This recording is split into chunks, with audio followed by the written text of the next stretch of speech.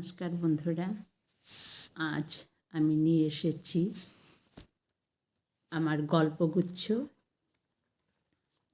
এক পশলা বৃষ্টির থেকে একটি গল্প তোমাদের শোনাবো। গল্পটির শিরোনাম হলো অব্যক্ত প্রেম। হঠাৎ ফোনটা বেজে উঠল। মণিকে ধরল। মা, তোমার ফোন। কে রে? কে? বলল কিছু? হ্যাঁ, কি যেন নাম বলল, অনুরণন না কি যেন নাম। হ্যালো মনু, চিনতে পেরেছ? কে? কে? হ্যাঁ আমি। একবারটি আসতে পারবে, শেষবারের মতো? সে কি, তুমি? হ্যাঁ, আমি অনুরণন বলছি। একবার এসো না, তোমায় দেখতে বড্ড ইচ্ছে করছে। মনুর ভাষা হারিয়ে গেছে অতীত সামনে। কথাটি শুনে মনু আচরিত হলো।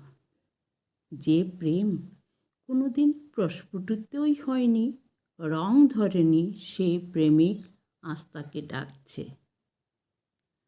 তাকে ডাকছে। রূপসী মনুর প্রথম যৌবনের কথা।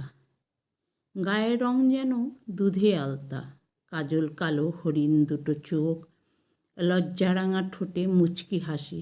আহা, মরি মরি। আসতে যেতে পথে ঘাটে কত যে প্রেমিক। সবে তখন কলেজে ভর্তি হয়েছে, শুরু হয়েছে কলেজ সপ্তাহ। মনু আর ওর বান্ধবী দুজনে পাশাপাশি দাঁড়িয়ে গল্প করছিল।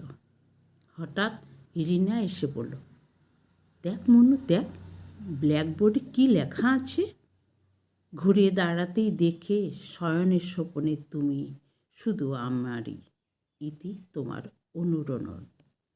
লজ্জায় সেদিন মনুর চোখ মুখ লাল হয়ে গেছিল, তবে ভালো যে লাগেনি সেটা বলা যাবে না। সেই ছিল মনুর প্রথম প্রেম। তারপর থেকেই ওর পাশের সিটে বসা, স্কুলের প্রতিটি বেঞ্চে দুজনের রং দিয়ে লেখা আদি নানান ধরনের প্রেম নিবেদন পর্ব চলতে থাকে। কিন্তু দুজনের কোনো দিনই বাক্য বিনিময় হয়নি। এভাবেই কলেজের দ্বিতীয় বর্ষে মনুর বাবার বদলি হওয়ায় ওরা শিলিগুড়ি চলে যায়। ওখানে পড়াশোনা শেষ হবার পর শুভ্রনীলের সাথে ওর বিয়ে হয়। ও এক সন্তানের জননী, সুখের সংসার।